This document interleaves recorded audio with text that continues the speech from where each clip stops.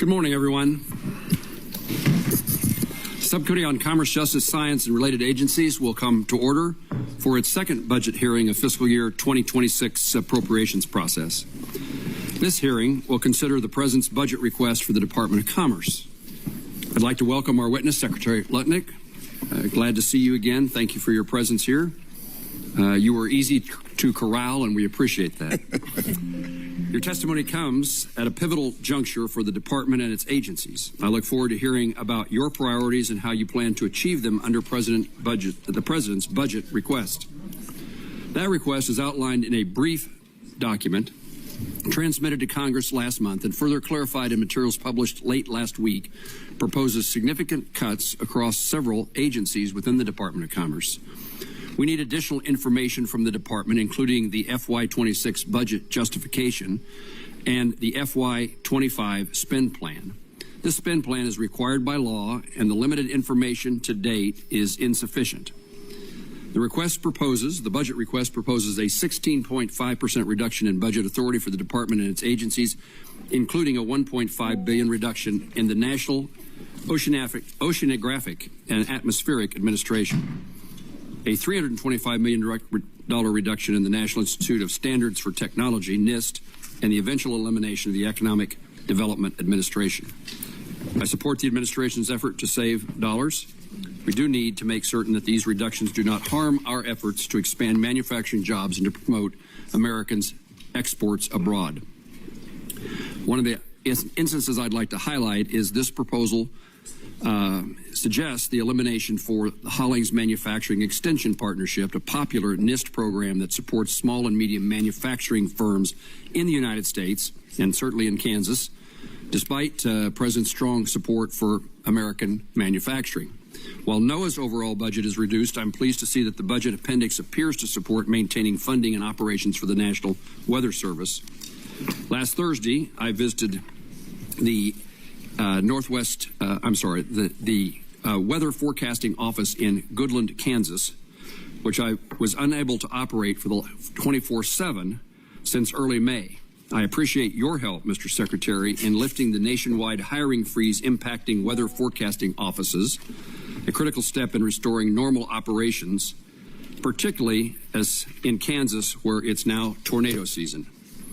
We'll also discuss your plans to unwind the BEAD program's burdensome regulations that have stifled domestic investment in broadband deployment. Secretary Lutnick, thank you for your testimony today. I look forward to working closely with you and throughout the appropriations process to provide the right level of federal resources to support the Department of Commerce and its agencies. I now recognize Senator Van Hollen, the ranking member, for his opening statement. Thank you, Mr. Chairman. Welcome, Mr. Secretary. I hope that this hearing will be a restart of what had been a strong and professional relationship between this committee, this subcommittee, both sides, and the Department of Commerce. And I say that because I think that it was the experience of Senator Moran that during the Biden administration, whether they agreed or disagreed, the Department of Commerce was forthcoming in providing responses to questions. And that's also true when you go back to the first Trump administration, right? But it has been a very different and broken relationship since this administration took office, at least with respect to trying to get answers from this side of the aisle. I'm not fully aware of all of the chairman's inquiries. But as you know, we have witnessed during this period of time since the beginning of the Trump administration an unprecedented and, in my view, illegal firing of thousands of federal employees, including many at the Department of Commerce, NOAA, and other places. We've also seen the withholding of funds that have been duly appropriated by this Congress and signed into law. As you know, Mr. Secretary, Article 2 of the Constitution requires the President to take care that the laws be faithfully executed. Appropriations acts are the supreme law of the land.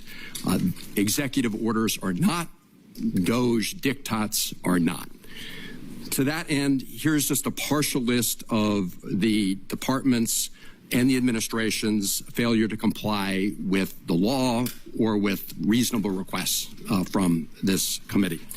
The administration is withholding $200 million provided to the Department of Commerce in the fiscal year 2025 appropriations law that the president signed in March. The department has attempted to illegally shut down the Minority Business Development Agency, despite the appropriation and the recent bipartisan 2021 authorization law, putting that into the permanent statute. The department has not provided its agency RIF and reorganization plan, despite a letter that both the chairman and I sent to you and the department requesting the specifics. The department has illegally fired nearly 1,000 employees, including over 500 from NOAA alone. The department has failed to provide a real spending plan outlining how you tend to execute the fiscal year 25 appropriations law. We have this two-page document. The chairman referred to the fact that this is still missing other than this two-pager. Just to give you a point of reference, this was an equivalent from last year with respect to the plan to spend the remaining funds for this fiscal year, which, as you know, ends on September 30th. The department has failed to respond to virtually all committee inquiries, at least on the Democratic side. Letters I sent you 2 letters, Mr. Secretary, in addition to the joint letter I sent you with the chairman, and our staff has sent multiple inquiries, and I'll have some questions about the lack of responsiveness going forward. This is, in my view, unacceptable, and I think it should be unacceptable to people on both sides of the aisle. And it's in this context that we're now taking up the fiscal year 2026 appropriations bill, and I've discussed with the chairman of the subcommittee, and I know that Senator Murray has talked with Senator Collins. As an appropriations committee, we've got to figure out how, when we appropriate resources for certain purposes, that those are complied with. Let me just say that beyond the issue of the numbers and the budget, this does come down to people. One such person is Carrie. She's a mom and a homeowner who lives in Maryland. She's a federal employee who worked at the Department of Commerce. She was proud of her mission. She worked to implement the CHIPS and Science Act, promoting domestic semiconductor manufacturing, supporting good-paying jobs. She received the so-called fork email offering her money to quit her job. She said, "I don't need to take that because I think I'm contributing." Earlier this year, she was on medical leave to recover following a major spinal surgery. She then, a few days later, received the message to tell everybody what 5 things she'd done during the week. Her husband said, "Don't focus on that, focus on your recovery." Instead, she worked from bed. Days later, she was fired. Then a judge ordered her and other employees to be reinstated, only for her to be fired again. Making matters worse, not only was her health insurance canceled, but it was also retroactively backdated, meaning she had to pay for the surgery and medication out of pocket. One prescription alone cost her $2,500. She said, and I quote, "Right now I'm working off faith. We have kids, we have a mortgage, car payments. I don't know what we're going to do." Mr. Secretary, this is no way to treat patriotic federal employees who are doing the work for our country. And I look forward to today's hearing and the questions that will be posed from people on both sides of the aisle. Thank you, Mr. Chairman. Thank you, Senator Van Hollen. Mr. Secretary, as I welcomed you earlier, we now look forward to your testimony, and you may begin. Sure. Thank you. And thank you all the members of this committee for having me here today. I very much appreciate coming to visit with you. Chairman Moran, Ranking Member Van Hollen, and members of the subcommittee, it's an honor for me to join you today. America is once again the most attractive destination for investment in the world. Under President Trump's leadership, the Department of Commerce is strengthening American industry from those that are the most popular to those industries that have been long ignored. We are focused on building in America and driving our economic growth.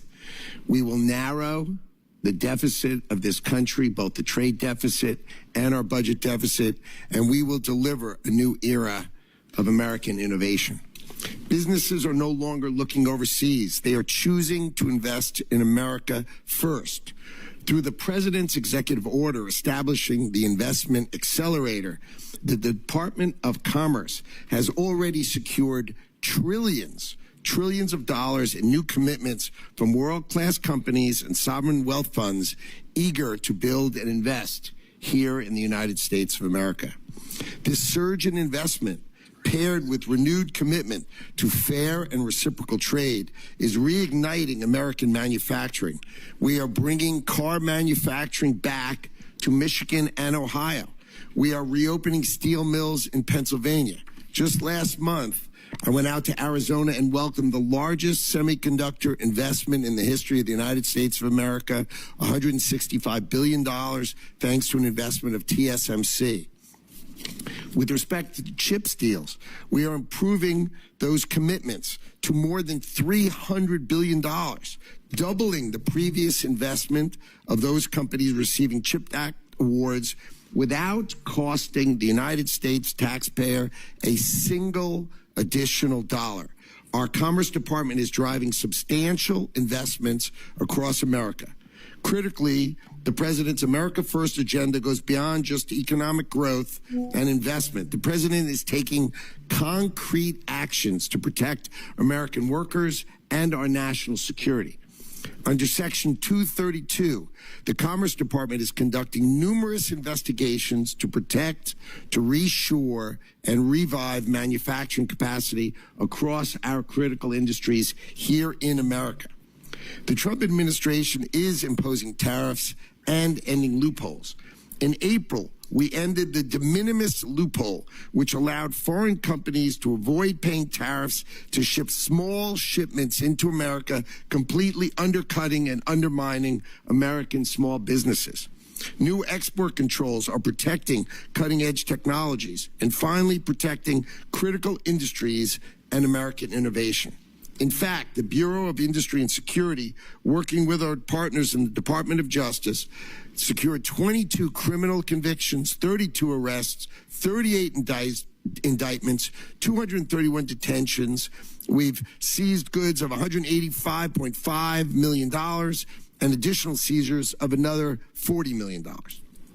Under this administration, the U.S. Patent and Trademark Office is tackling a mountain of unexamined patent applications left by the Biden administration, over 800,000. And we're successfully reducing the backlog for the first time in 4 years. In the past 4 months alone, we've removed 50,000 fraudulent goods and services from the trademark register that blocks the legitimate use of American businesses. Many of these purported trademarks come from what they call a specimen farm, which is basically a fake website produced by AI, producing fake products that aren't really for sale. And we ended them.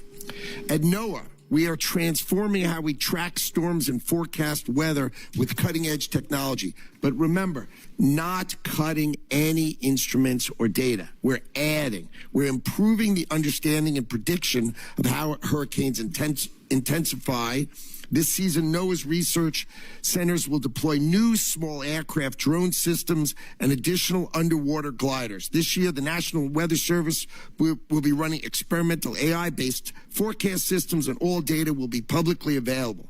Together, this commitment to innovation means earlier warnings and increased accuracy for Americans no matter where they live. For far too long, America has not protected its workers and its industry. Thanks to President Trump and this administration's efforts, we are reversing this trend. We are reshoring critical manufacturing. We are eliminating unfair trade barriers and practices. We are investing in our American workforce. And with your help, we will continue to deliver growth and prosperity to Americans. Thank you for that. I appreciate it. Mr. Secretary, thank you. I recognize now the chairman of the full committee, Senator Collins. Thank you very much, Mr. Chairman. Mr. Secretary, welcome. It's great to see you here today.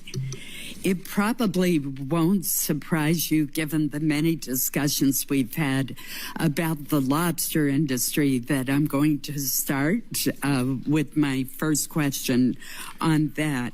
Maine's lobster industry, as you know, is so important to the economy of Maine. And to me as well. I love lobster. And I've always known that. And it represents Maine. It's really an iconic industry for us, of hardworking people that sustain many of our coastal communities. In 2022, the Biden administration proposed regulations that posed a threat to the very existence of the lobster fishery. If implemented, it would have shut down the lobster industry. The Maine delegation worked as a team, and we were able to successfully block those regulations and prevent them from going into effect for a period of years. Subsequently, the Maine Lobstermen's Association sued the National Department of the National Marine Fisheries Services in the Department of Commerce, and overwhelmingly won the case in June of 2023. And I want to read you just a little bit of what the judge said, what the three-court panel said in its decision. It said that the service had relied upon worst-case modeling that was, quote, very likely wrong, based on assumptions that the service conceded that it did not believe were accurate.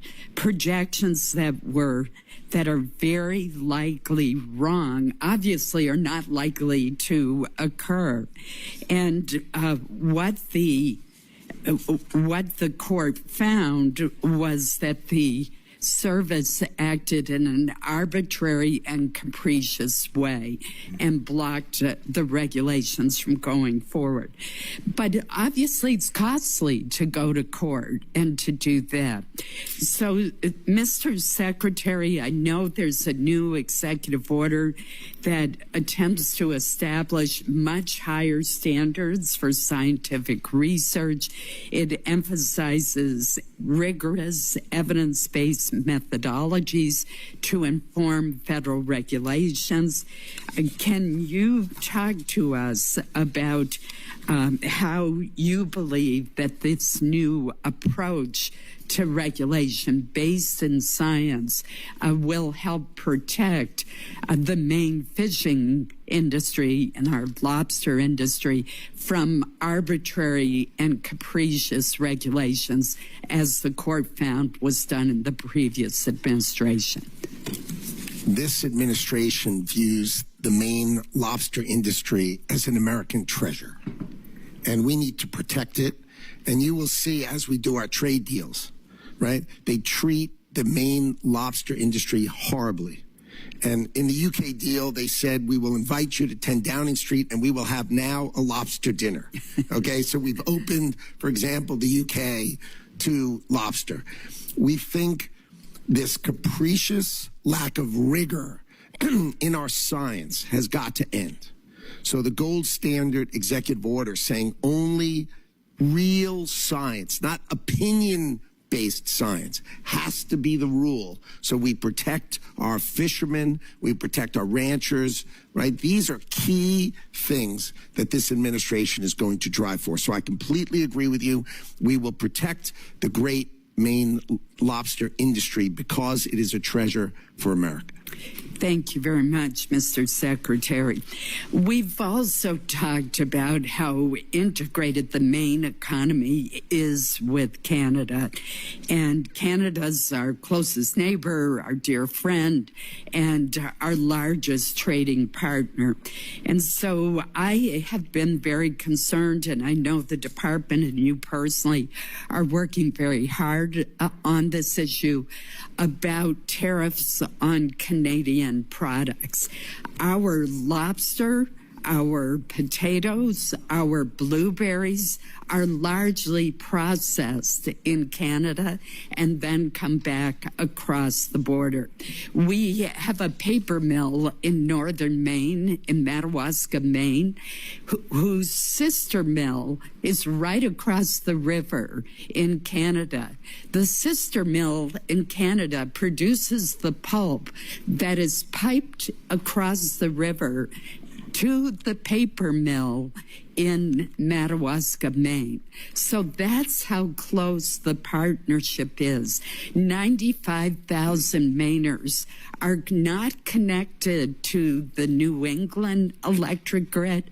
They get their electricity from Canada. I just mentioned these examples. 95% of our refined petroleum products come from Canada. 90% of potash, which is used, the fertilizer for potatoes, comes from Canada.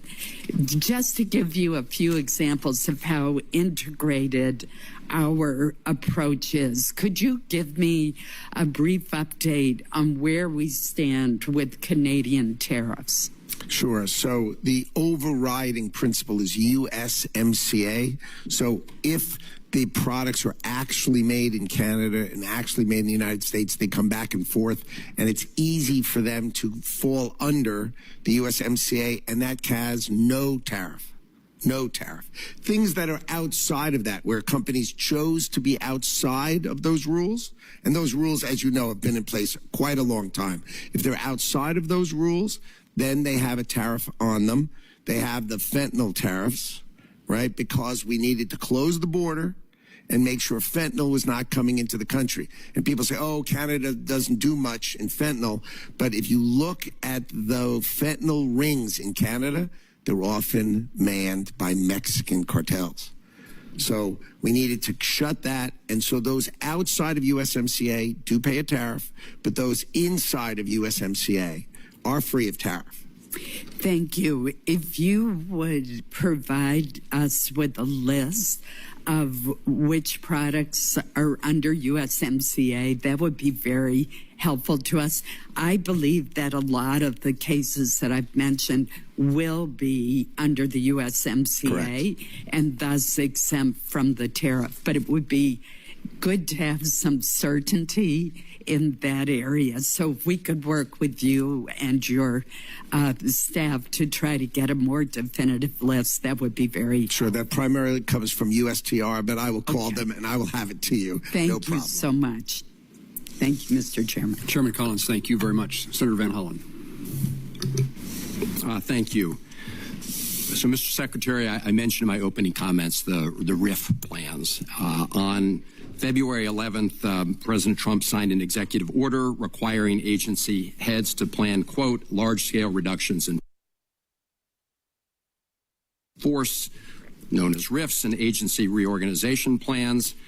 On March 27th, Senator Moran and I sent you a letter requesting that you send us the plans the department submitted to the White House. It's now June 4th. We've not received a response. We're in the middle of a budget hearing. First of all, you would agree, would you not, that your reorganization plans are relevant to the committee's consideration of the budget? I think our proposal for the budget is clear, so I think it takes those things into account. Mr. Secretary, let me ask you this. Are you going to provide us with the reorganization plan, and when? I will certainly get together with the department, and we will consider what information we can give you that makes sense. But I'm happy to work with you offline if you'd like. Okay, Mr. Secretary, you're aware of the fact that a federal district court ruled that the RIF plans proposed by the Trump administration could not go forward because the judge stated that, quote, agencies may not conduct large-scale reorganizations or reductions in force in blatant disregard of Congress's mandates, and a president may not initiate large-scale executive branch reorganization without partnering with Congress. That decision was upheld by an appellate court just a few days ago. I'm not asking you to opine on that legal decision. I'm simply asking you to provide the committee with the reorganization plan, and your response is maybe yes, maybe no. Am I getting that right? I mean, are you going to provide the plan to this committee as we review the budget for the upcoming year? Well, we at the department are going to follow the law. That, of course, is what we're going to do. Okay. Well, the law actually does require that you submit these major changes to the Senate. Let me ask you this.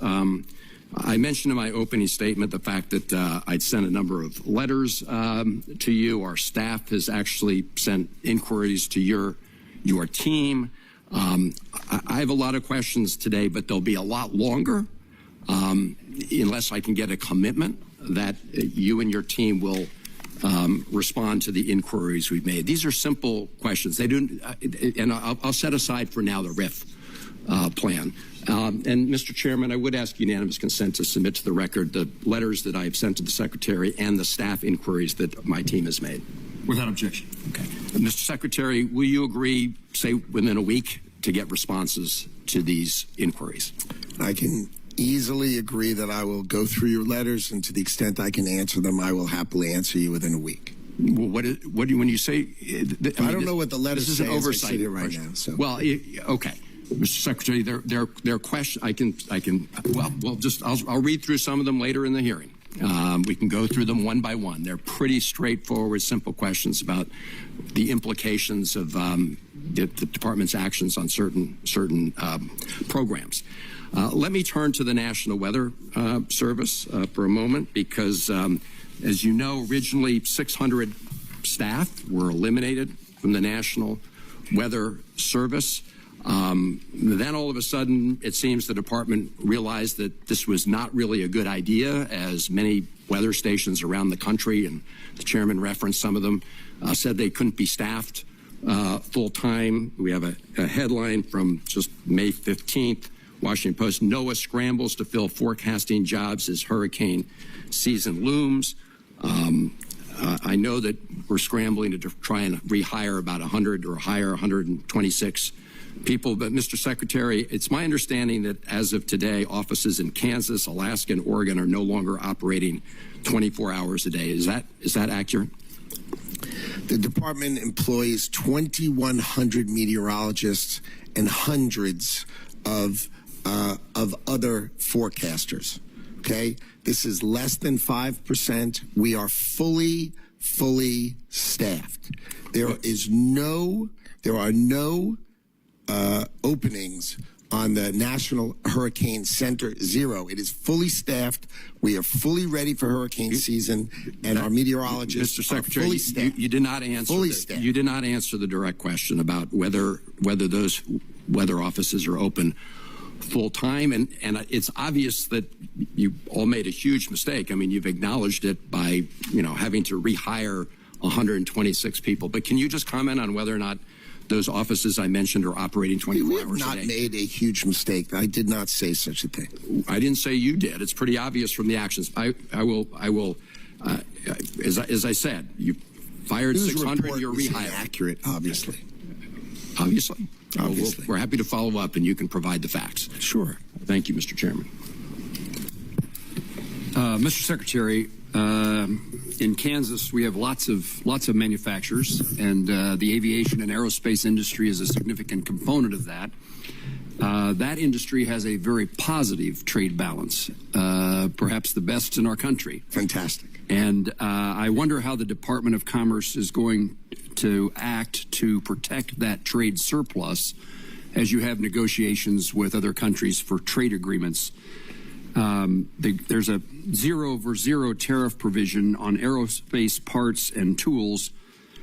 Is that something that you would continue under the 1979 agreement in the aviation aerospace industry? Is that something you will pursue in trying to maintain so that trade balance continues to be such a positive for our nation?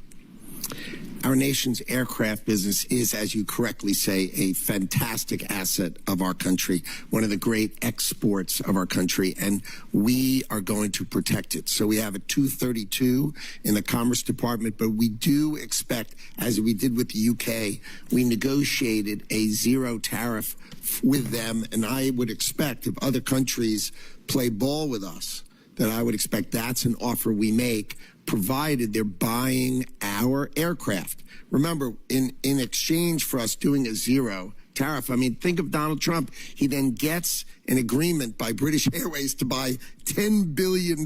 They were competing with Airbus, and in part of that agreement, they committed to buying Boeing aircraft of $10 billion. That's exactly the way the Trump administration thinks about these kind of negotiations. Make sure it wins for American industry. You mentioned Section 232 dealing with aircraft and jet engines in particular. The comment period expired, I think, yesterday. What do you expect to occur next? Well, we expect probably by the end of the month we'll have an analysis, and we'll set the standard for aircraft part tariffs. We're going to discuss it with the president. We'll discuss the analysis, and we will take due consideration on what to do. But the key is to protect our industry and make sure those who trade with us treat us fairly. And I think we will use these tools to the betterment of American industry. In the aircraft and aviation aerospace industry, there are certainly large companies. You mentioned Boeing as a particular player in that field, but that's true in Kansas. We have some large companies who manufacture aircraft and aircraft parts. But there's also a lot of mom and pop manufacturers, small businesses are in that arena. And one of the ways we've been able to help those small manufacturers, aviation and otherwise, is the Hollings Manufacturer Extension Partnership Program that we refer to as MEP. I've heard from manufacturers in Kansas about the importance of that program, and I'm interested in knowing, it doesn't appear that it's going to be funded by what in your budget, or it's not going to be funded by, not going to be requesting funding. How does the department intend to replace the manufacturer's assistance that comes from MEP to make sure that our small manufacturers have the best access to technology and techniques to compete with the larger companies who sometimes dominate manufacturing?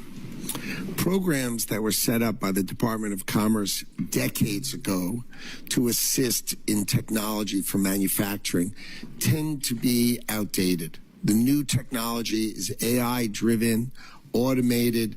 I think we need to re-examine and retool a whole variety of these programs so that we are able to provide the best technological assistance rather than just continuing a program that's decades and decades old. So I'm very focused, and our department is very focused on making sure we're bringing our manufacturers the best tools, and we're examining them, and we will do that. And you know, you have a great plant for Panasonic in Kansas. It's fantastic, and that's exactly the kind of manufacturing we hope to reshore to America.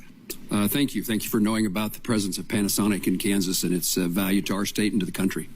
I'm going to conclude my questions and next turn to Senator Kennedy. But I hope your budget that we will see, I hope in the near future, shows us the path that you intend to take to make certain that the latest technologies are available to small manufacturers.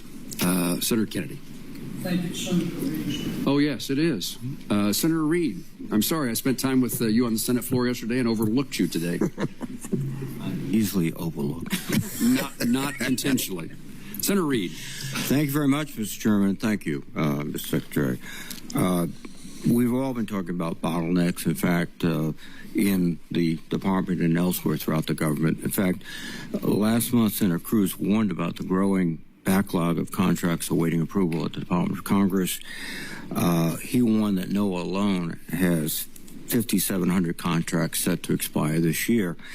And it's been reported in the press that you are insisting on personally reviewing every Commerce contract over $100,000? That is true. Well, that seems to be something that is not particularly efficient. And that results in the 5,700 contracts just in NOAA. So again, if you can't find reliable support to do those reviews, I think you're wasting your time, frankly. So I am tasked with the responsibility of my department, and contracts over $100,000 should be reviewed by the secretary. Now, I may have more energy and more time, and if you drive by the Department of Commerce late at night, you're going to see our lights on because I'm going through it. I do it with my team. I do it with the people who run the bureaus, and I teach them how to analyze contracts, not to push forward what was done before. And I'll give you one quick example.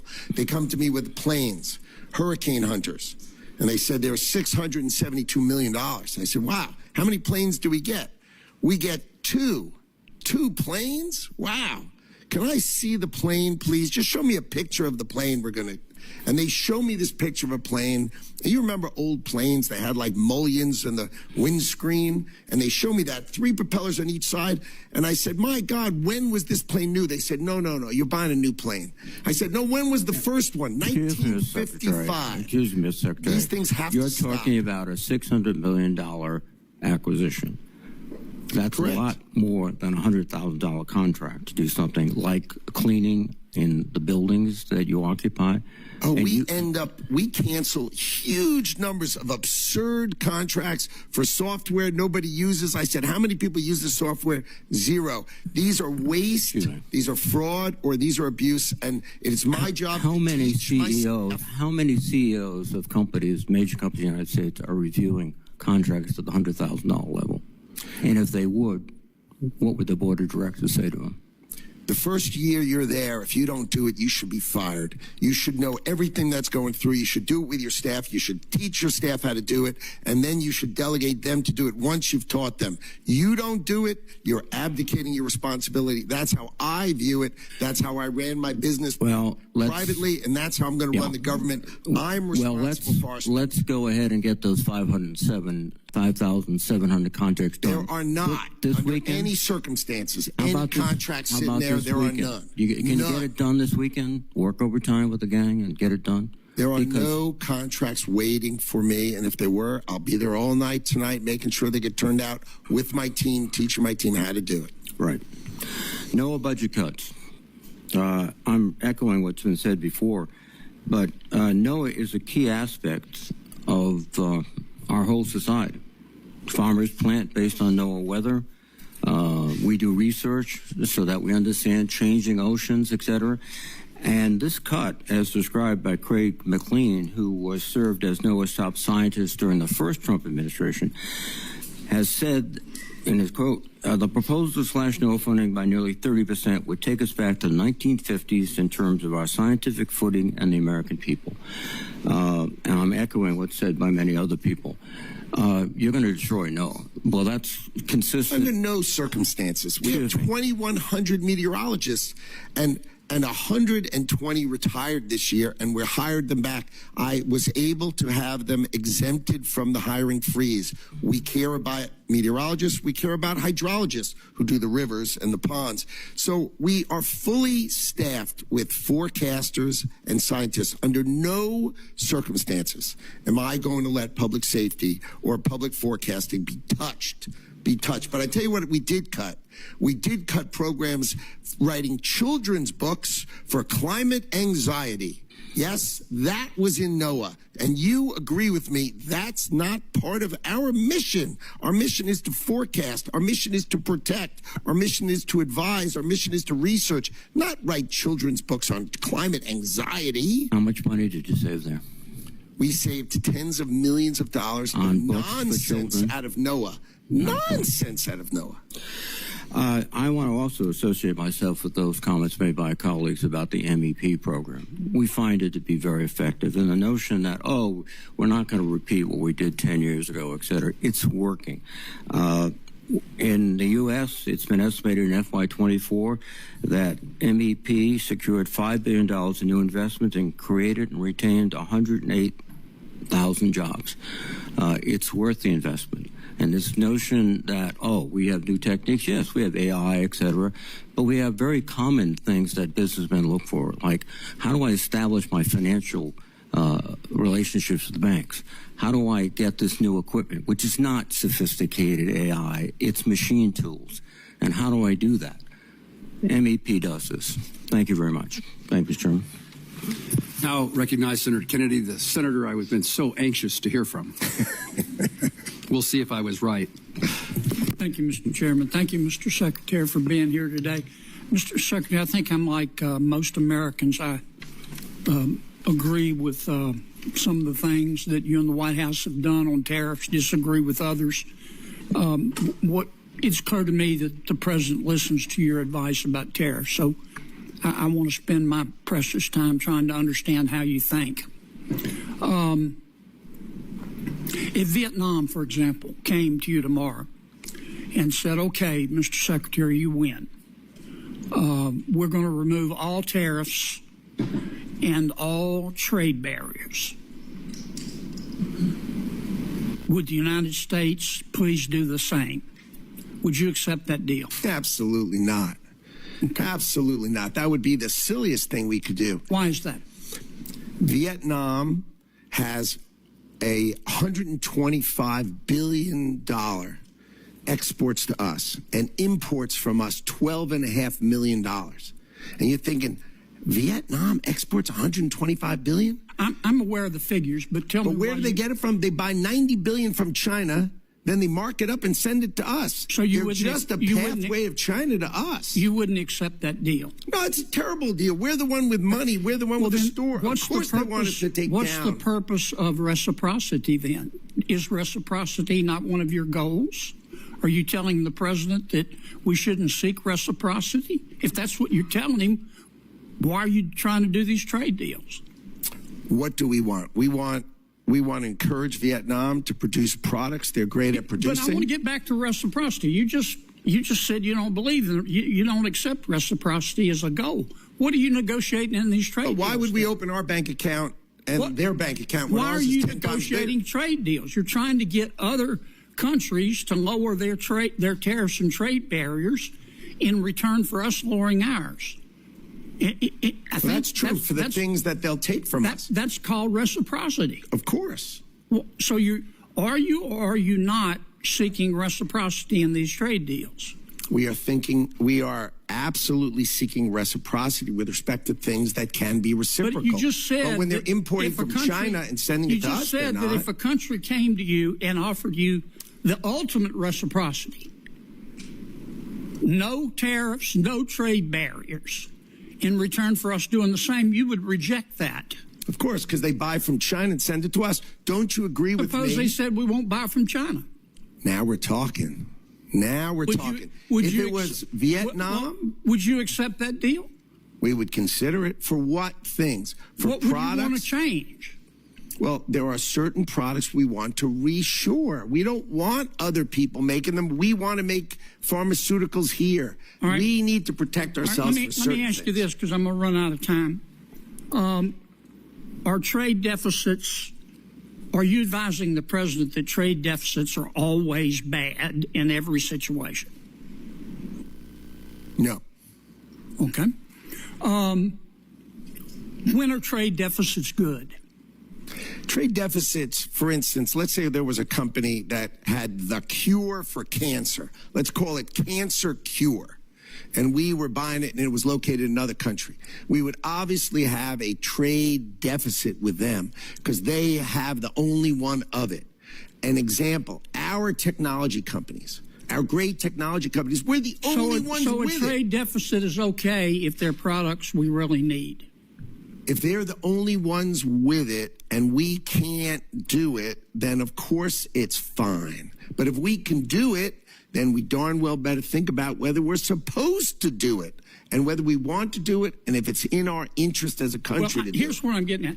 I've heard you say that trade, well, strike that. I'm running out of time. I want to come back to another subject. Tell me your understanding of the Trade Expansion Act. I don't have a really good understanding of the term. I may know the act, but I may not know its title. You're not familiar with the Trade Expansion Act of 1962 that gives the president almost unlimited authority to impose tariffs so long as you conduct an investigation. You don't know about that? Oh, my 232s, of course I do. Okay. Sorry, I just didn't know the title of the plan, but of course I know. Why didn't you advise the White House instead of proceeding under other statutes? Why didn't you advise the White House to proceed under the Trade Expansion Act? The president chose IEEPA because he could do it swiftly and he could do it sweeping in order to address the underlying problems that had created the $1.2 trillion trade deficit that was haunting the United States of America. Have you read the opinion in VOS selections, VUS? I have. What role does the major questions doctrine play in that decision? I am not a lawyer, so I can't speak to it with that kind of precision. That's a litigation that's under current investigation. Are you familiar with the major questions doctrine? Not offhand, but I did, of course, read the decision. Well, about 3/4 of the opinion is on the major questions doctrine.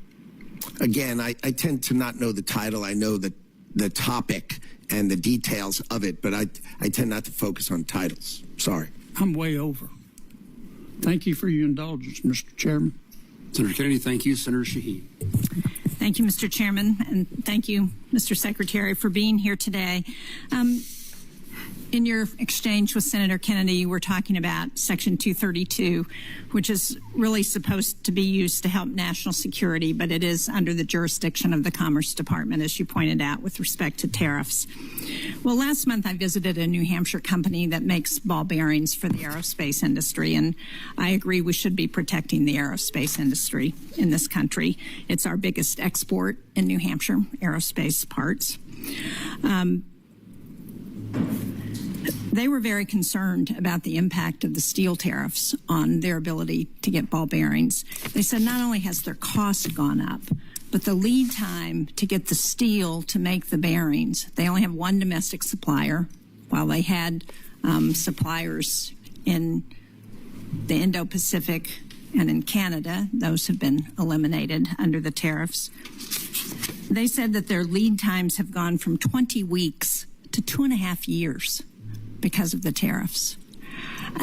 I think this creates a real challenge with respect to our national security. About a good percentage of the work they do is with the Department of Defense. It's in the defense industry.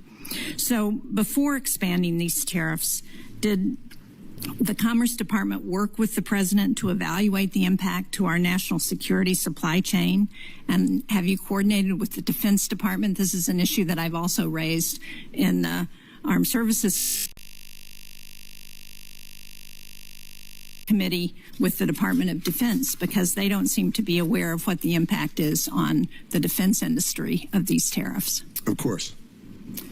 You did consult with the Department of Defense, and of course. And what was the determination about how you address those kinds of extended lead times for companies that are producing equipment that's critical to our national security? It's really a cost issue, not an access issue. Well, not according to this company in New Hampshire. It's an access issue for them. Well, that would be illogical, since it's just a tariff which is monetary. It's not a sanction. It's just a monetary one. It would be well, more it affects expensive. their ability to get the product, though, to get the steel that they need. No, it changes the price point, meaning if you're trying to buy it cheaper, the idea for the administration. Well, they don't think, I'm not going to argue with you. I'm just going to tell you what this company in New Hampshire has told me, and that is that their lead times have gone from 20 weeks to 2.5 years. And at that rate, it's hard for me to understand how we can continue to support our defense industry when we don't have the ability to get the supply chain that they need to operate. The big issue is you can't fight a war without steel and aluminum production in America. You have to be able to make it. If you don't have the ability to make your own steel and aluminum, you can't fight a war. And that is what the president's doing. He's trying to make sure that we make sufficient steel and aluminum to protect our defense industry. Which I certainly support, and I'm sure all of us support. Sounds like we exactly agree. But I don't agree on the way it's being done. because we're not going to have the steel that we need immediately to provide the supplies that we need immediately. So we need to do a little better planning before we put in place those kinds of tariffs. But I want to go to another issue. And I can explain offline how the steel works, but it goes to a spot price. It doesn't change supply, it just changes price. But we'll go over that offline. Well, let me just say, the company that I've been talking to in New Hampshire understands how it works. And they have a problem. They don't need you to explain it to them. They know because they've been in business for years. But I want to go to the Manufacturing Extension Partnership because you suggested that this is something that has not kept up with the technology. In New Hampshire, they're doing additive manufacturing. They're doing AI. They are providing additional technology to help those companies. And so I just want to register my support with what the chair, the ranking member, and others have said about the importance of this program. For every dollar invested in 2023, it returned to $24.60 in new sales growth and $27.50 in new client investment. This is a program that makes a difference for companies in New Hampshire. And at a time when we've seen the third straight month of manufacturing decline in the U.S., it seems to me that we ought to be looking at how we can continue to support those industries and support a program that's been working. So I hope you'll take another look at that. And given the bipartisan support for it, that you'll decide that this is something that it's worth keeping because it's helping American companies. Thank you, Mr. Chairman. You do know that my Office of the Inspector General cited the MEP as one of the most participating in waste, fraud, and abuse because the leaders of these things were just charging huge salaries for themselves. And one of these offices had like a 90% compensation ratio and others had 60. So the concept is right. But I want you to let our department fix the waste, fraud, and abuse, and let's get back to its core elements, which I think are fine. So we're not arguing about the core elements, but you need to do it correctly. Well, if I could just respond, Mr. Chairman, I appreciate that there may be issues and that we should address those, and it would be helpful to have some transparency around that. I can tell you that in New Hampshire, the head of the MEP program is not making an inordinate salary because we watch that carefully in New Hampshire. Thank you. Thank you. Senator Fisher. Thank you, Mr. Chairman. Welcome, Mr. Secretary. Nice to see you. I appreciate the review that you're doing in the department over the programs that you have there, and as you try to make taxpayer dollars be spent efficiently. Looking at broadband programs, the broadband funding map continues to be a major priority of mine. The map tracks all federal dollars being used for broadband deployment, as you know. And the goal is to avoid redundant overbuilding and wasteful funding. However, we have had issues with agencies that do not collect or report this data consistently, if at all. By law, NTIA has a key role to collect this data from federal agencies in addition to submitting their own program data to the FCC, which houses the maps. Will you commit to prioritizing NTIA's work to support the broadband funding map and ensure that these dollars are optimized? Sounds smart. Yes. Thank you. Are there any other areas where you think that NTIA's broadband programs can maximize funding to make sure that they meet the intended purposes? We are hard at work, rigorously pursuing the details of NTIA to make sure it can be the most efficient and effective along the lines that you were discussing about telecommunications, both access and capacity for growth in America. You and I have talked about the BEAD program in the past, and I know you have your work cut out for you in reviewing that program, especially with all the red tape that the Biden administration created for that program. Do you have any idea on the timing for revising those BEAD program rules? Yes, so my expectation is we will put out the notice of funding opportunity, the NOFO, shortly. and then we would expect everyone to apply within 90 days. We're going to hold it hard at 90 days, and then I'm going to hold my department firm that within 90 days, if those applications are done without regard to favoring one technology over the other, just make sure we're giving the benefit of the bargain. What's the cheapest way to get broadband to these people, the most efficient way to do it? If they make that application, we will make all awards by the end of this year. So you had the Biden administration sitting on it for 30 months, right? And you're going to watch us distribute the money and get it out the door, provided the applications are, let's say, technologically agnostic. Just do the right thing for the American people. Let's get the broadband to the people for the most efficient way, and we will put out the money. I'm excited to see broadband deployment take place to areas that receive no service. We have a number of companies in Nebraska that are able to do that through the Universal Service Fund, through the BEAD program, to be able to get that connectivity out to these very sparsely populated areas. There's a vastness to my state as to others here. To be able to have that happen, the mapping, back to the mapping, is extremely important, but also to recognize, I think, the investment that many of these companies in my state and in other states have made and have been required to make. So I hope you will take that into consideration as you look at reaching these unserved areas, primarily unserved areas that need to be focused on. Will you commit to working with many of us here that face those obstacles in order to make those opportunities available to our citizens? I'd be delighted to work with you, so I understand your concerns and that we focus on them. Great, thank you.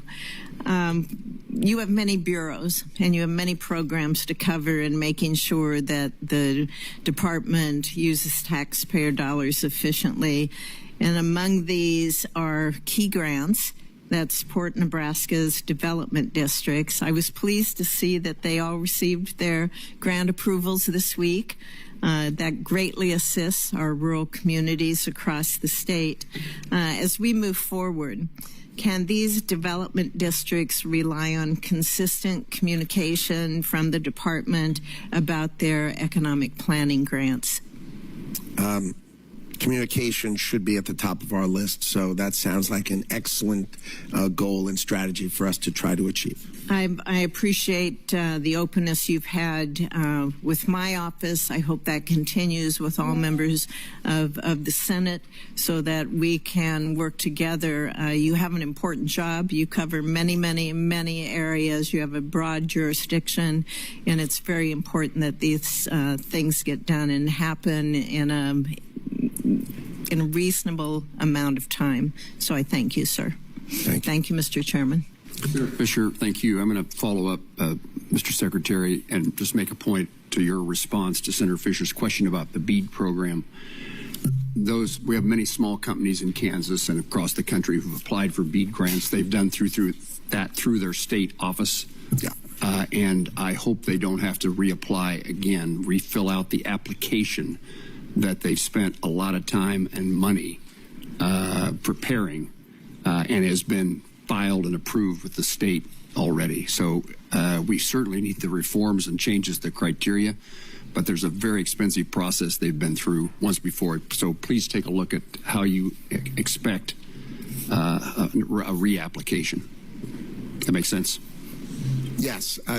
Remember, the key point for me is that the American people get the benefit of the bargain, and we're focused on getting rid of the stuff that's not broadband access, so just all that sort of noise and other things. And then literally, as long as the application is technologically agnostic, meaning does it matter if it's fixed wireless or fiber? The answer should be whatever's the most efficient way to solve that. I want to do that, and we will get the money out the door by the end of the year. Nothing you said do I disagree with. In fact, I agree with fully. Just trying to point out there's a bureaucracy that's taken place in the past that we do not want you to replicate. I will try to reduce it. I promise that is my objective. Thank you. I will definitely try to reduce it. We're joined by the Vice Chairman of the full committee. Senator Murray is recognized. Thank you very much, Chair Moran and Mr. Secretary. Nice to see you. Nice to see you. Over the last few months, I am deeply concerned because we have seen mass firings at NOAA that are really seriously jeopardizing the weather forecasting that we all count on. Funds have been frozen, grants and contracts have been abruptly canceled, and agencies that were created by Congress in a bipartisan way have been shuttered unilaterally, really ignoring the law and sweeping thoughtful tariffs that are crunching small businesses and raising costs for our families. And we have seen President Trump illegally block some emergency funding House Republicans included in their year-long CR, which has cut off funding your department counts on for trade fairness, export controls, NOAA satellites, and more. So needless to say, I don't think any of this helps advance the department's mission to spur economic growth and strengthen America's competitiveness, and it does leave me very seriously concerned about whether the department is going to be able to carry out its job.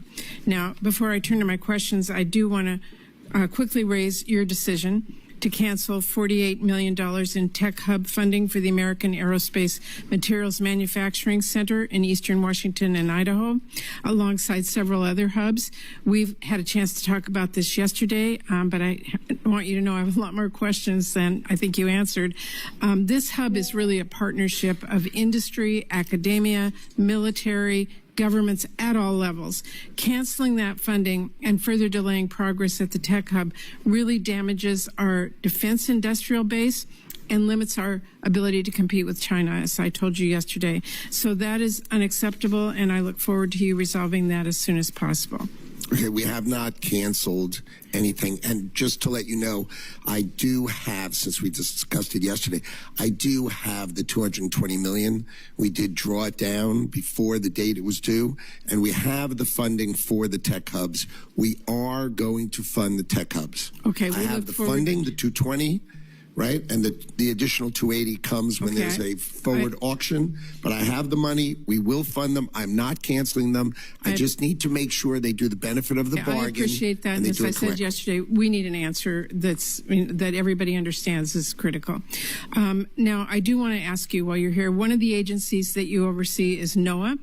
It is absolutely essential to supporting sustainable fisheries, protecting our natural resources, and making sure that we have accurate weather forecasts.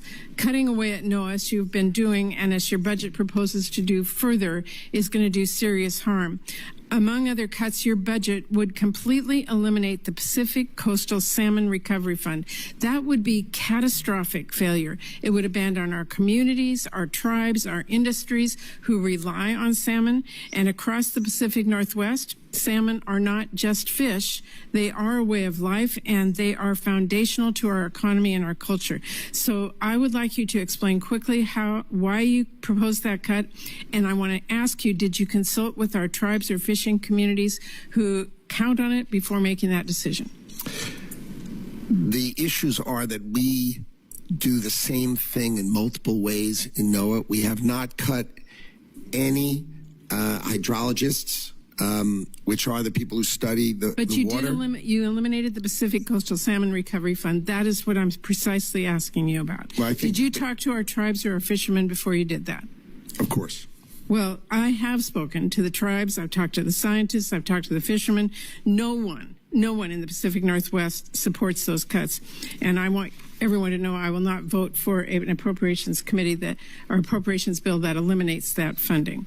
Now, staying on NOAA, facilities like the Northwest Fisheries Science Center, which is in Seattle, are really in dire need of investment. For this reason, this CGS Appropriations Committee has long included language requiring the Secretary of Commerce to include the cost estimates for NOAA construction projects of more than $5 million in the congressional budget justification materials, as well as the 5-year cost estimates for those projects. Are you aware of that requirement? My understanding is we filed our budget according to the CR with exact precision. Well, have you submitted the department's FY26 congressional budget justification. It did not include the list of projects. My understanding is the CR had certain obligations for us, and we followed them with precision. That's my understanding. The fact is that you are required by law to submit the NOAA PAC construction list to Congress with the budget. That wasn't done. Can we get that list by Friday? I'll happily take a look at it, and if it's required, of course, I will send it in. Okay. It is required. Mr. Secretary, I wrote a law. It was called the Digital Equity Act to help close the digital divide, and it passed with overwhelming bipartisan support. Now, the administration has arbitrarily canceled billions of dollars for the Digital Equity Act, claiming it's unconstitutional. This is a program that every state, Democrat and Republican, has applied for. Every single state in the country. It distributes laptops in Iowa. It helped people get back online after Hurricane Helene washed away computers and phones in western North Carolina. It's a program in rural Alabama where they taught seniors, including some who've never used a computer, how to use the internet. I wanted to ask you, has the Supreme Court declared this bipartisan law unconstitutional? Has any judge? It'll go through the courts, and the courts will decide. No one has declared this unconstitutional. No one. Your job, Mr. Secretary, is to carry out the law that Congress has passed. You don't get to keep laptops from our kids because the president doesn't care about rural communities, kids in rural communities. My advice to you here, it is a law. It is not unconstitutional. And I would urge you to get those digital equity dollars out the door and save everyone the legal fees because the law is very clear. I hear you. Okay. I just have a few seconds left, and before I finish, I do want to underscore my state, Washington State, is one of the most trade-dependent states in the nation. 40% of our jobs are connected to international trade, and President Trump and your department continue to pursue this chaotic tariff policy that business in my state stand to lose billions of dollars. I have heard from businesses across my state, from manufacturers, from small retailers. They are struggling to absorb the cost increases on everything from napkins to car parts. And this uncertainty has really left them scrambling, which has delayed investments and caused serious supply chain disruptions, especially at our ports. These actions, in addition, have really harmed our relationships with our key allies like Canada. Heard Senator Collins here earlier talking about Maine's being their neighbor. It is our neighbor in Washington State. They are one of our biggest trading partners. And let me be clear, this is causing chaos, disruption, anger, and we have got to get this resolved because farmers, our people and our small businesses and our communities are really hurting. Thank you, Mr. Chairman. Thank you, Vice Chairman. Senator Murkowski. Thank you, Mr. Chairman. Mr. Secretary, welcome. I'm glad to follow the ranking member as well as the chairman of the committee in talking about fisheries. You know, I'll never disappoint you. When you come before the committee, we're going to talk about fish. And I appreciate what you have shared with Senator Collins about the administration's desire to protect our fishermen. We're pleased with the executive order relating to American seafood competitiveness. I had an opportunity just yesterday to visit with one of our seafood industry leaders in the state of Alaska. I thought we were going to be talking about some of the tax provisions that are included in the reconciliation package, but he basically said, if we can't deal with the trade issues when it comes to Alaska's seafood, we're not even going to need to worry about the tax pieces because the trade implications are going to kill us. In Alaska, Russia has declared war on Alaska seafood, and they have been very direct and very open about it. They are using their dominance in the seafood market to really help fund their war against Ukraine, and the effort is one that we are looking at and needing to make sure, really desperate to make sure that the administration fully understands the implications of what is happening right now. We've got the largest federal fisheries in the nation, about 60% of America's harvest by volume. Seafood processing is 70% of Alaska's manufacturing employment. The Alaska seafood industry generates $6 billion in economic output for the state. It employs 48,000 people in Alaska. Right now, we have Secretary of the Interior and the Secretary of Energy and the Administrator of EPA up in the state, all focused on that aspect of resource. But the other great resource for our state is our fisheries, and they are in peril. I would ask for your commitment to sit down with leaders of the Alaska seafood industry, those important stakeholders, so that we can talk about a path forward on some of these issues that are really harming our industry right now. Can you give me that commitment that we can work with your team to identify a time to do just that? Why don't you organize it? And it would be my pleasure to come and do it together with you. We can all do it together so we can make sure every topic is on the table and we address it, because our trade policy is out to protect our fishermen, which are a key resource of the United States of America. We are on it. We know about it. I know all about the Russian issues. They've been attacking us for years. This is nothing new, sadly. But let's do it together. And this administration is on your side and is on it. Excellent. I look forward to that, and we'll be working with you on that. A couple more issues. There's been a lot of discussion about NOAA and the budget cuts, as well as with the impact on the National Weather Service. We've been working with the Secretary of Transportation, Secretary Duffy, about aviation safety. We're going to make some headway. There's good support within the budget now to do that, but we have a connection here with the Department of Commerce in that the automated surface observing systems, the ASOS systems as they are known, which provide for the aviation safety, are managed by the National Weather Service. So right now, we're looking at about a 40% staffing shortage, and I've heard what you've said to other colleagues about, you're not cutting in key areas. I need to make sure that we are looking critically at the National Weather Service staffing in Alaska to make sure that we are not compromising in any way the systems that are vital to transportation, commerce, and safety. We need them to stay operational. So if you can just commit to me that you'll look at that. Sounds sensible to me. Another one that works on the safety side, and again, it ties into our extraordinary oil resources. We have to move that oil by ship out of Valdez. It has to go through Prince William Sound, and they rely on the National Data Buoy Center to manage not only the buoys there in Prince William Sound, but over 1,000 buoys that are operated by both domestic and international partners.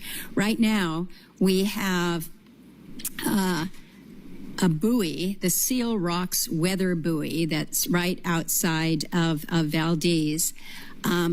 But the tankers can't leave Valdez unless they get the wave height information from the buoy, the weather buoy that's sitting out there, right? This buoy's been out of commission for months, and we're told it's due to funding for operation and maintenance in NOAA's budget. It's really old. It needs to be replaced. Oh my God, if I showed you what that looked like, you and I would hold our heads in our hands. We all look at them. And the problem is it's not just the buoy out there at Seal Rock. It is this system, this constellation that is designed to be the information source, the protectorate for the safety. So let's work on this. But I highlight because we've got some work to do, but it all knits together. So I've highlighted a couple of specific instances. We're in it together. I promise. I won't make you go out there if you'll commit to me that we're going to upgrade these systems. But in the meantime, we're going to get them operational so that we're not compromising safety. Absolutely sensible. Appreciate it. Thank you, Mr. Chairman. Senator Coons. Thank you, Mr. Chairman and Ranking Member. Welcome, Mr. Secretary. Look forward to working with you. You are, I believe, the first Secretary of Commerce to be a patent holder.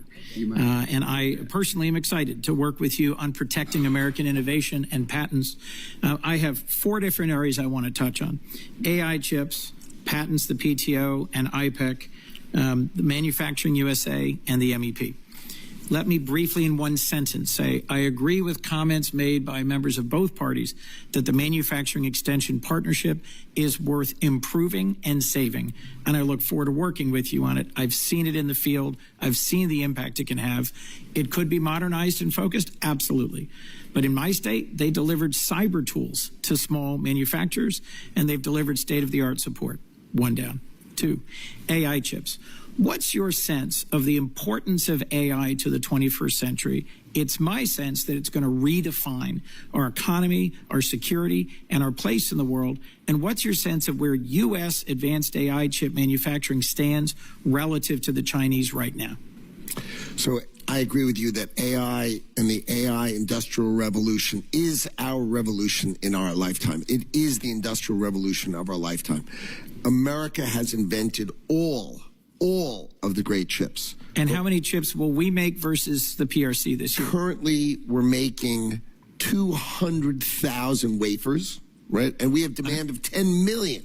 Now, the chips deal that I made with TSMC, the Department of Commerce made, increase that, we'll have 1.2 million chips, wafers. 1.2 million wafers. So we'll be at about 12% of our demand. And how it's much woefully inefficient. How much will the PRC make this year of advanced chips? They say they're making them, and they are not. Okay, they do not have. We have restricted the tools to make the highest quality chips. And I think, look, the FT reports that they're making fewer than 400,000 chips. Yeah, maybe probably less than closer to 200,000. So let's say it's 200,000 of the most advanced chips being made in the PRC, millions in the United States. Let's just agree that this is bipartisan, sustained over 2 administrations, and critical to our future, because we want the most advanced frontier AI compute to be in the United States, the most advanced models to be in the United States, and this to drive this century for the United States. So I agree. My concern is that the diffusion approach of the previous administration, the AI diffusion rule, that mandated more than half of AI compute be located in America, has been set aside without, to my knowledge, a clear replacement. And I'm concerned about the deal with the UAE and what it means if we provide to the UAE a significant quantity of chips without a clear path for a greater amount of compute to be here in the United States. Could you just tell me how you see this new deal? I'm concerned that we are at risk of dependence on Middle East compute rather than U.S. compute, given some of our real challenges. And I don't agree with the argument that's been made by others, not by you, that if we don't provide these chips to the UAE, the Chinese will. How do you view that point? So number one, I agree, and the administration agrees that compute, more than 50% of compute must be on our shores in America. So we completely agree. The deal with the UAE said if you buy a significant number of chips, you will invest in America and build data centers in America for an equal amount of chips. So that investment must be dual there and here. That's required. The AI diffusion rule was very confusing in that, for example, the Prime Minister of Poland hunted me down and said, what did I ever do to you that you have me as a tier 3? And, you know, I'm part of Europe. What are you doing? And it was illogical. It was hastily rushed through at the very end of the Biden administration. Our view is we are going to allow our allies to buy AI chips provided they're run by an approved American data center operator, and the cloud that touches that data center is an approved American operator. So we control it while it's over there.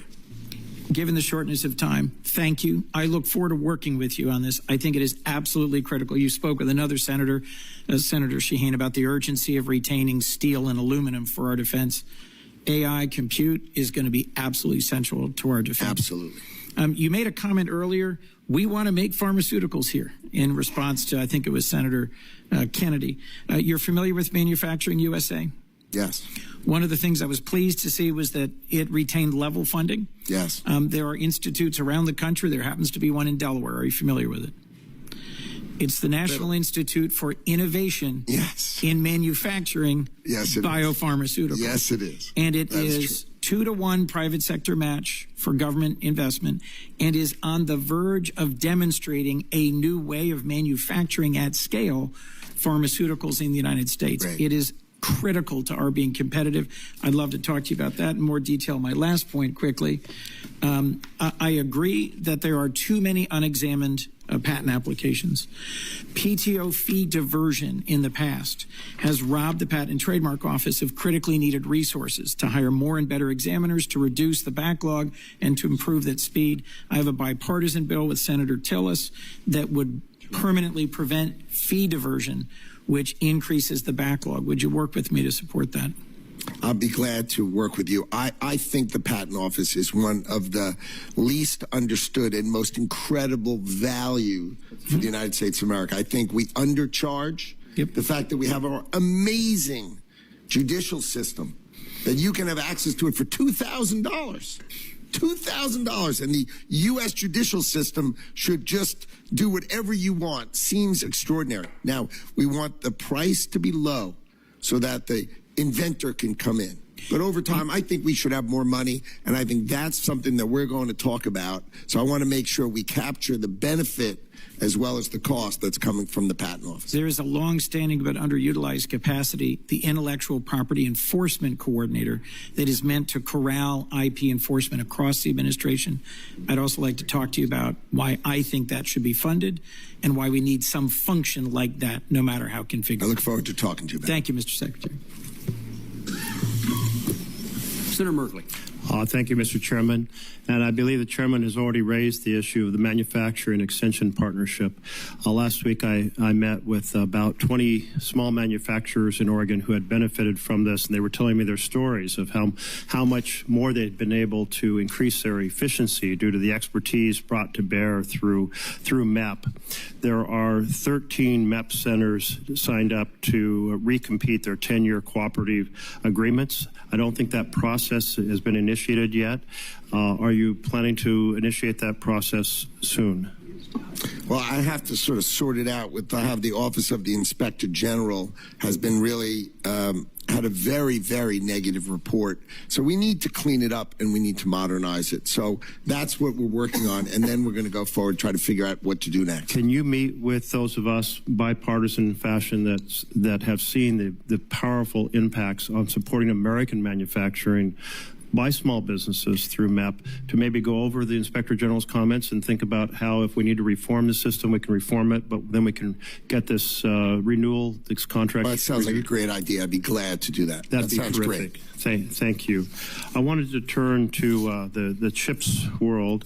To implement the CHIPS Act, Commerce signed contracts with American chip makers, but you have noted publicly that you are not planning right now to distribute the CHIPS award dollars even to folks who have satisfied the contract conditions. So just to be clear, yes or no, are you currently withholding the funding to chip makers who already had these contracts? I think the benefit of the bargain, there are numerous contracts that can be made better. For example, the TSMC contract had a $6 billion award for $65 billion of building, and then we were able to modify the award for the same $6 billion of funding, but $165 billion of building. I think commitments of 4% or less are more appropriate than a 10% funding just seemed overly generous, and we've been able to renegotiate them. So if the question is, are we renegotiating? Absolutely, for the benefit of the American taxpayer, for sure. Well, I'll just note that I'm concerned. I'm concerned because the whole goal was to reinvigorate American chip manufacturing. And to some degree, you may be able to strike a better bargain, but at some point it doesn't become a better bargain, and we reduce the acceleration of our re-energizing the chip industry here. I can't be more confident than if you spend time with us, you will see that all the deals are getting better, and the only deals that are not getting done are deals that should have never been done in the first place. But all the deals are getting better. Micron offered to go from $25 billion in commitments to $60 billion in commitments. I mean, the commitments of building in America are going better. We're just getting more value for the same dollars. So we are planning to distribute money only if we get much more building in America, which we both agree is totally in the interest of America. Well, I hear your point. I will say that when companies find, when they put a lot of work into striking a deal, that contract then is up for renegotiation down the line, that also kind of discourages folks from being able to rely on the contracts that they've struck.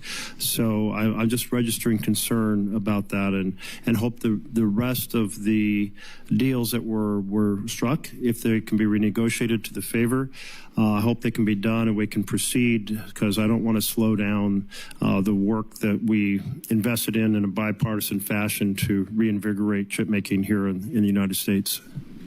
Sure. Thank you. I wanted to turn to the tech hubs, and the department has canceled a number of, well, I think quite a few of the tech hubs awards, and maybe it's a similar situation. I think you're planning to recompete them, correct? Correct. And in doing so, are you committed to a full and fair process with no discrimination against those who won in the first round? Of course. Absolutely. Great. I appreciate that.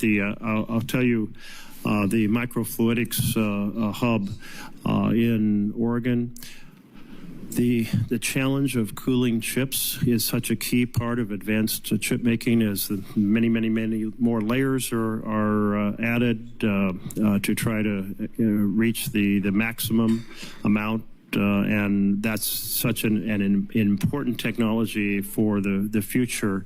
And so I can tell you the community in Oregon was very excited about the investments they've already put into this strategy.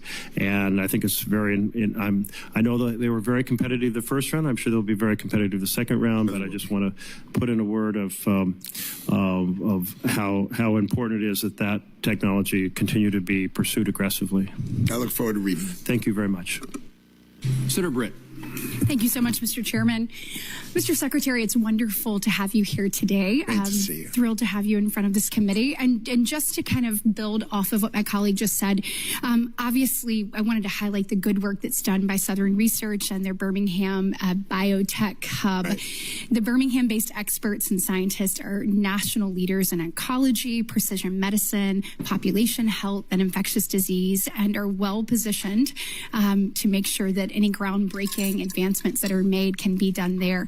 And my only question to you, and I really appreciate your commitment to making sure the process is fair and thoughtful moving forward, is that if there's some senators from both sides of the aisle that would love an opportunity to just sit down with you, and would you just commit to giving us a few minutes of your time to talk about it? Sounds great. Excellent. Happy to commit to it. Thank you so much. I appreciate it. So I want to highlight a success story of the automotive industry in the great state of Alabama. Auto manufacturing has truly transformed our economy, and it has literally driven us into the 21st century. It started in the late 1990s with our very first OEM right outside of Tuscaloosa, Alabama. And since then, we've added more than 3, along with countless suppliers, 150 Tier 1 and Tier 2 suppliers throughout our great state. So in a little over 25 years, Alabama has become the premier host for the automotive industry. We are also the #1 auto exporting state in the country. Alabama auto exports are sent to 78 different countries, and actually one of our OEMs exports more than 2/3 of its product. I wanted to work with you to make sure that Alabama continues to be the premier, and the work that we're doing, I think, is exactly what President Trump wants to see more of: onshoring jobs and providing life-changing opportunities for the citizens that I serve. And so I want to know, how are you going to work to replicate the great work that's being done in places like Alabama and other states? Our objective, especially in auto, is to reshore. I think we have $250 billion of committed reshoring in auto alone. And I know that Alabama, they love, for whatever reason, you've done a great job, because they love Alabama. Excellent. And I think you're going to be your state's going to be a great beneficiary. As Senator Graham knows, they love South Carolina just the same. That's right. So auto is coming back to America, and the president is on it, and he's driving it, and we feel it every day. Good. Right? You had an announcement the other day by General Motors saying they were bringing their engine manufacturing back into America. That's I mean, huge. these are the things we need to employ our people, and it's coming. So and I know thank you considered an export credit. Is that something that's still on the table? The idea of the export credit comes with a trade deal. Okay. If you're a country and you're willing to open Japan, Korea, who export to us, right? If you're not willing to open your market, why are we giving you anything? But if you're going to open your market, now let's talk. And that's exactly the president's view. If you don't want to open it, you can pay a tariff. If you want to open it, then we're here to talk. Well, we hope to continue to grow the automotive industry in the great state of Alabama, and just want to set the record straight, and I appreciate you saying it as well. But these are jobs that change what is possible for the people in those communities, and they have been able to achieve the American dream as a result of these opportunities, and we want to make sure that they keep coming. So thank you so much. Last month, you launched an investigation into the effects of the U.S. national security of imports of commercial aircraft, jet engines, and their parts. Mobile, Alabama is home to the 4th largest manufacturing location for commercial aviation in the world. Will you consider the production needs of both Airbus and Boeing to meet the extreme commercial backlog that we've seen? I think it's now over 14,000 aircrafts, in order to make sure that we are doing what we need to meet the needs of our country. Can I say exactly? Yes. Okay, exactly great. the way you've said it. This is a lot easier exactly. than I thought. Excellent. Thank you so much. Okay, can you help us understand how the administration might address companies that are actively investing and onshoring today so that they can supply domestic customers with their U.S. operations? And when I'm looking at this, I'm talking about aluminum, and we're looking at kind of the president's tariff policy as it continues to work to rebalance the U.S. economy through the onshoring of manufacturing activities and the fortifying of domestic supply chains. So when you're looking at stuff like aluminum and other things, kind of how are you approaching that from your perspective? The steel and aluminum industry are huge. To produce steel and aluminum, you have the biggest input is power. Imagine melting that iron ore, that power. And so what happens is the foreign governments subsidize their utilities, and they provide the electricity just too darn cheaply. And so what happens is the Chinese and these foreign governments, they just dump steel on us. They crush. We've had 40 steel mills, and now we have 10. And as the president says, you don't make steel, you can't fight a war. So he's protecting that industry, bringing it back. You're going to see more steel and aluminum furnaces and mills in the history of this country be built over the next 3 years. And they're all committed to it, and they're coming. Yeah, and we're proud to do that in the great state of Alabama as well. Thank you. Senator Peters. Thank you, Chairman Moran. Secretary Letnick, good to see you here. Thank you for being here today. Nice to see you. I know you've talked about this issue a fair amount today, but it's important to me, and I want to bring it up as well. The National Weather Service forecasting offices are absolutely critical to public safety, and I know my colleagues have raised this issue, but I think it's important for me to restate so you just know how important it is for all of us here.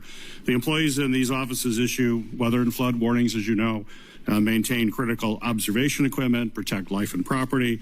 And literally for decades, they've always been open 24/7 because weather happens at night, too, not just during the day. It happens all the time. However, we have a self-inflicted staffing shortage on the part of your department that has left us with too few employees to ensure round-the-clock operation in a number of locations around the country already. And has also left other offices, such as the one up in Michigan's Upper Peninsula in Marquette, spread so thin that they're concerned that they will not be able to provide the 24/7 coverage. So this is a major concern for us, particularly in a very rural part of the state. And while I was happy to see Monday's announcement that the National Weather Service has been granted an exemption to President Trump's hiring freeze, you never should have allowed things to get to that point in my mind, but I'm happy that that's happening. Certainly it's people's lives we're taking.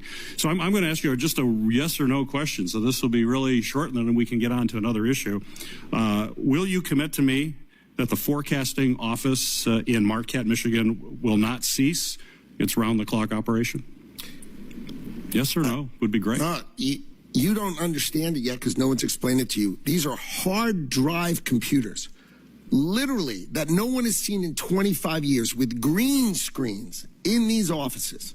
They should be on a cloud. Our 2,000 meteorologists should be able to watch them round the clock. The concept that we're talking about, a green screen and a hard drive. So the answer is no, you're saying? No, we were going to modernize it. We are going to staff those offices. I can commit that we're going to staff those offices, but I will commit to you that the next time you see me, the concept of having 3 people at some regional office will be laughable because our 2,000 meteorologists and our hundreds of hydrologists will be able to stay and forecast and protect us in a modern way instead of these green screens and hard drives, and it's hard-coded and it's absurd. Okay, so a no answer. One of Congress's biggest bipartisan achievements, I think, over the past few years was the passage of the BEAD program, which gives funds to individual states to connect every citizen to the fastest, the most reliable internet that's possible. Right now, your department is slowing down these broadband projects and has a 90-day freeze. States are ready to move forward. Michigan's ready to move forward. Broadband providers are standing by, and the summer construction season is already underway. And it's a short season in Michigan, particularly in the northern parts. Unfortunately, you've indicated your department is planning to release new rules that would force states to restart their bidding process and tell states that they can't choose which are the best performing broadband technologies for their individual community. You said that you care about efficiency. I appreciate that. But let's be clear, forcing states to start a process over would waste millions of dollars, add months, potentially years of delays to shovel-ready broadband projects that are ready to go this summer, especially in states like Michigan with a short building season. Millions of Americans, including over 250,000 Michigan households, are on the brink of receiving low-cost, high-speed internet. And your department, I believe, shouldn't stand in the way of this. So, again, another yes or no question. Do you agree that it would be a huge waste of money and a disservice to Americans who need reliable internet service to restart a bidding and proposal process? No, the Biden administration had 30 months and they did nothing. We are going to say within the next 90 days, as long as you are technologically agnostic and you agree to provide the broadband at the cheapest price per user, then we will get it 90 days for application and out the door by the end of calendar year 2025. 30 months under Biden, no funding. 100% under Trump administration by the end of 2025. That's impressive. And you should at least agree if we get it all out by the end of 2025, that'd be super. Well, we'd like to have it faster than a 90-day process. The states have been working on this for some time. The state of Michigan is there. It is technology neutral, so that is something that you've talked about. Then it should be easy. And it should be easy. Right. And if they're technologically neutral, it'll go like that. Well, can I work with you to get that done for Michigan? Sounds great. I'm happy to do that for you. Great. Thank you. That's super. Thank you, Mr. Chairman. Senator Graham. Howdy. Nice to see you. All right. We're going to do this real quick. President Trump's decided that whatever you charge us in tariffs, we're going to charge you.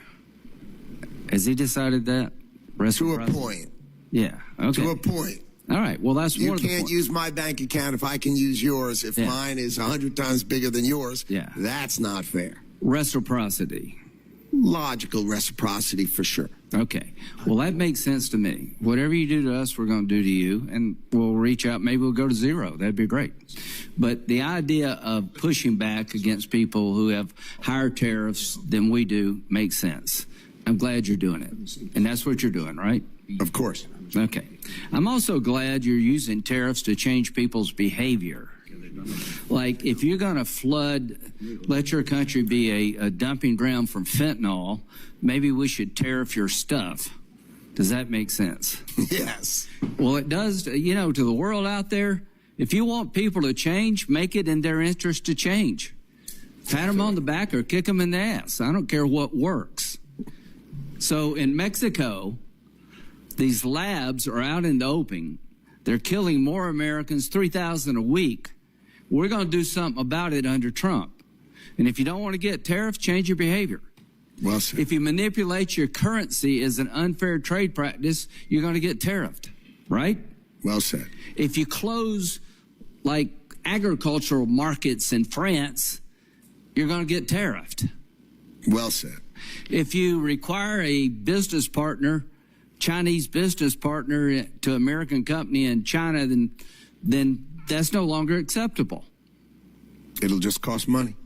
Cost money, and they can cheat and steal our stuff. They do. So these tariffs have a purpose, to make us safer and stronger. And we've been talking about China. We've been talking about getting ripped off. I want to thank you and President Trump for doing something about it. Is it fair to say there are a lot of people who would like to talk to you about new trade deals? That is definitely true. Okay, I can tell you the major car companies in Germany came over here and met with the president. Are you aware of that? I was in the room. They make BMWs in South Carolina, Volvo. They make Mercedes in Alabama. And they talked to you about making more of the car in America, didn't they? Oh, they offered almost $100 billion in investment in America. So thank you to those car companies. Absolutely right. The American dream is to own a German car. As long as it's made in South Carolina, yeah, that sounds right. fine to me. I own one. Bubba makes wheels, BMW. So what you've done is you've got people to come here and talk to us differently. They're talking about making the engine now in South Carolina, right? That is correct. They're talking about more content in South Carolina. That is correct. And this export credit makes sense to me. 70% of the cars, 60% made in South Carolina, are sold overseas. That helps our balance of trade. Do you agree with that? I agree. Okay. So this is working, folks. Some of the tariffs, maybe I'll have a problem with, but what you're doing, good. You're telling people, if you rip us off, you're going to pay a price. Stop poisoning America. Stop cheating. Stop closing your markets. Now, do you know that China and India buy 70% of oil from Russia? I do. Do you think it is helpful for China to buy cheap Russian oil to keep the Putin war machine going? Is that a good thing for China to be doing? It doesn't sound good to me. Good. I'm going to give you another example of how we can use tariffs. We want peace. We're not out to humiliate Putin, but we want to stop the killing. To China, you're propping up Putin's war machine. You're the largest purchaser of his cheap oil. You're providing component parts to his military. You want to be normal? Act normal. We have legislation in the Senate that would have put a 500, make you look weak, Howard, 500% tariff on any country that props up Putin's war machine. And we'll have a carve-out for any country helping Ukraine. You're good to go. So, China, if you want to avoid tariffs, help Ukraine. This is coming, Howard. We've had it with this war. I appreciate President Trump talking to Putin, sending Witkoff over, trying to make it a win-win. He ain't interested in peace, so the Senate is ready to roll. And to our friends in China, if you keep helping Putin and propping up his war machine, we're going to hit you hard because you're destabilizing the world. You're putting our nation at risk. You're rewarding bad behavior. And we're going to extend the concept President Trump started. If you're screwing America and you're making the world an unsafe place, we're coming after you. Thank you, Howard, for all you do. Thank you. Senator Van Hollen, we have votes at 11:45, which is fast approaching. We'll have a second round of, as soon as Lindsay leaves, only the people in this room. Thank you, Mr. Chairman, Mr. Secretary. Thank you, and I do hope we will vote soon if we don't see any progress toward peace on the Graham-Blumenthal legislation. So I want to follow up on Senator Kuhn's questions with respect to the deal with the UAE and AI. Sure. Because I know you share our concerns about diffusion of technology to China. In fact, you're doing a number of things in your department to try to crack down on exports of very sensitive items. I think we need to go into this very clear-eyed. I mean, the UAE has conducted recently the Falcon Shield exercises with China. They've hailed a, quote, golden era in UAE-China relations. I think it would be helpful, Mr. Secretary, if you could provide, if you haven't already, and I don't think you have, if the administration could transmit the text of the agreement with the UAE, including the side letters and security annexes to Congress before any licenses are issued. Can you commit to doing that? I'll just follow whatever the rules of the State Department are. But I'd be happy to go over it with you privately. But if you want it to be public, I'll just let the State Department decide how they play those things. That's for them to decide, not me. Yeah, I think it would hopefully allay some concerns, and I have some very big concerns about the agreement as I currently understand it. But I look forward to seeing it. I just want to point out that the Republican-led Select Committee on the Chinese Communist Party said last year about a much smaller deal that was contemplated by the previous administration involving UAE, and I'm quoting from that Republican-led Select Committee, quote, an agreement of this significance must be properly vetted by both Congress and the executive branch. They also called on the National Intelligence Council to provide Congress with an official assessment of the risks posed by the deal between Microsoft and G42. And they went on to say only once the agreement has received this level of scrutiny should the U.S. government allow it to move forward. Do you think that was good advice from the Republican-led Select Committee, Mr. I don't know what the topic they were addressing was, but this was done in the whole of the administration, talking through it, and it's not a legally binding commitment. It's a framework on which to pursue things. I understand that. I think the concern is that we make sure that we lock down the terms, at least that we understand the terms, or Congress has some information about the terms as we go forward. That's not unreasonable, is it? No, as I said, I'd be glad to go over it with you, but if it's that you want me to transmit it, I think the State Department would have to say that's okay, and that's just their prerogative. Understood. Quick question on the Patent Office. And I agree with Senator Kuhn's comments and yours as well about the importance of the Patent Office. I've also been concerned about DOJ getting access to unpublished patent applications. That's not happening. No, not happening. That's just no, and I gave a little laugh of no. You heard all that. So you can provide 100% assurance that that's not happening. Okay, 100%. No. Thank you, Mr. Secretary. No problem. I appreciate that because that would be obviously of great concern. So look, I look forward to the chance to get together. There are lots of statements you've made over time. I'm not going to take the time today to interrogate you all about them all. Although I do want to ask you this one question. I assume after yesterday you're no longer advocating that people buy Tesla stock. It was on Jesse Waters. He showed arsonists burning cars and attacking a company. Then he showed Tim Walz literally attacking Elon Musk's stock. Yeah. Not the man, not the product, literally his stock. And I just thought, a terrorist attack on a great American stock seemed to require a response from me. And that's why I understand. Mr. Secretary, I think probably you would agree that Secretary of Commerce probably should not often be offering suggestions on stock purchases, but I'm going to leave it at that. I'm not going to go through some of these other statements today. I do want to end, and I'm going to pass it over to the chairman where I started. I do hope that at least from our experience so far in the first 4 months, when I say ours, I'm speaking at least for the Democrats on the committee, that we can hit the reset button with you and the Department of Commerce. And I would welcome the chance to sit down with you and go over all of these issues, because We've got a budget to deal with. We hope that we can resolve it. I'm going to be working in good faith with the chairman. So can we get together and go over a number of these issues I've raised and some that I haven't? Be my pleasure. Thank you, Mr. Secretary.